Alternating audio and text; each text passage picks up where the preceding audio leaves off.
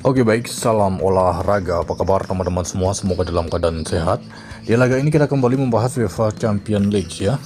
Mempertemukan tuan rumah Sporting Lisbon menghadapi Marseille. Terlihat di laga ini Lisbon dengan formasi 4-2-3-1, Marseille dengan formasi 3-4-3 ya.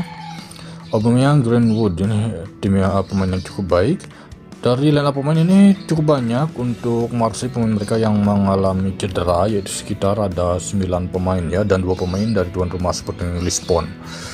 Oke, tim yang diunggulkan itu Sporting Lisbon, wajar saja. Ada beberapa kemungkinan untuk laga ini, imbang 90 menit atau kemenangan tuan rumah Sporting Lisbon. Berikutnya saya membahas pertandingan Real Madrid menghadapi Juventus. Untuk laga ini tim yang diunggulkan masih Real Madrid ya. Mengenai dari line up pemain untuk kedua tim seperti ini. Duet lini serang Mbappe dan Vinicius, dibantu gelandang serang yaitu ada Bellingham. Di belakangnya ada Guler, Camavinga dan lain-lain ya.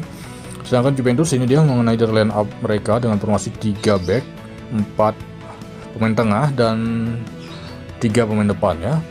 Oke, sedikit melihat beberapa pemain akan absen untuk Real Madrid. Ini ada sekitar 6 pemain dan 4 pemain dari Juventus. Untuk laga ini kemungkinan besar Real Madrid akan mampu meraih kemenangan di kandang saat menghadapi Juventus. Kemudian di laga yang ketiga saya membahas pertandingan Monaco menghadapi Tottenham. Untuk laga ini Monaco dengan formasi 4-2-3-1, Tottenham dengan formasi yang sama ya. Ada sekitar 6 pemain akan absen untuk Monaco, dan untuk Tottenham ini sangat banyak ya. Ini ada 10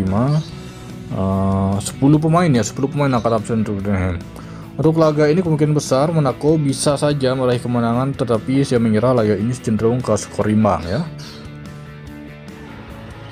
Kemudian saya membahas laga Chelsea menghadapi Ajax. Chelsea dengan formasi 4-2-3-1, sedangkan Ajax dengan formasi yang sama. Oke, ini dia.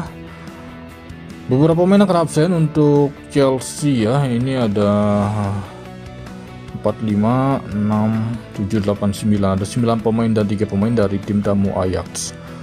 Oke, nampaknya di laga ini tidak ada Palmer ya. Palmer masih mengalami cedera, tetapi cukup yakin nampaknya Chelsea akan mampu meraih kemenangan di kandang sama menghadapi Ajax.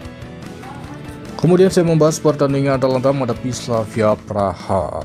Atalanta dengan formasi 3-4-2-1, sedangkan Slavia Praha dengan formasi 4-2-3-1 ya.